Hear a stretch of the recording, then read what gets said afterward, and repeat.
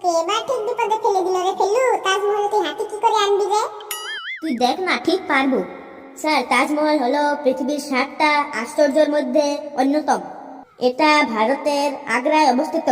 সম্রাট শাহজাহান তার প্রিয়তমা স্ত্রী মমতাজের স্মৃতির উদ্দেশ্যে মার্বেল পাথর দিয়ে এই তাজমহল তৈরি করেছিলেন। তাজমহল যখন তৈরি করা হয় তখন উন্নতিমান যানবাহন ছিল না। তখন বাড়ি বাড়ি পাথর বহন করার জন্য 1000-এর বেশি হাতি ব্যবহার করা হয়েছিল। এই হাতি হলো পৃথিবীর স্থলভাগের সবচেয়ে বড় শক্তিশালী প্রাণী।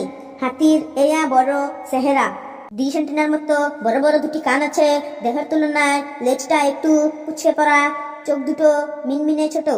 হাতের সামনে ক্রেনের মতো সুর আছে। আর হাতির মনে এত আনন্দ, এত ফুর্তি, সবসময় দাঁত দুটো বের করে থাকে। স্যার, কেমন লাগলো তাজমহলের উপরে রচনাটা? দাঁড়া, একটু নিঃশ্বাস নিয়ে নেই, আমার প্রেশার বেড়ে যাচ্ছে। তোরা থাম থাম। নে এবার লাশ আশ্চর্য জগতী চন্দ্র বসু নিয়ে একটু রচনা বলতো দেখি। বেটা, তুই এবার হাতে কি করে আনি? এবার মনে হয় তুই ফেসে গেলি রে ফেলু। আশ্চর্য জগতী চন্দ্র বসুর রচনার মধ্যে তুই হাতে কি করে আনবি? Impossible has not in my dictionary. এই ফেলুর কাছে কিছুই অসম্ভব নয়। দেখ, ঠিক পারবো। আশ্চর্য জগতের চন্দ্র বসু ভারতের তথা বিশ্ব বিখ্যাত একজন পার্থ স্মরণীয় বিজ্ঞানী।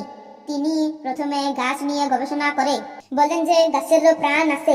এই গাছ থেকে কাঠ পাওয়া যায়। সেই কাঠ থেকে চেয়ার, টেবিল, আলমারি তৈরি করার সময় কাঠের সাথে কাঠের জোড়া লাগাতে কাঠমিস্ত্রিরা ফেভিকল আঠা ব্যবহার করে। এই ফেভিকল আঠার ডাব্বা গায়ে দুটো হাতির ছবি থাকে। আর এই হাতি হলো পৃথিবীর স্থলভাগের সবচেয়ে বড় শক্তিশালী প্রাণী। হাতির এয়া বড় চেহারা, 2 সেন্টিমিটার মতো বড় বড় দুটো কান, দেহের তুলনায় লেজটা একটু কুচকে পড়া, চোখ দুটো মিনমিনে ছোট। হাতির সামনে ক্রেনের মতো সুর আছে। আর হাতির মনে এত আনন্দ, এত ফুর্তি যে সব সময় দাঁত দুটো বের করে থাকে।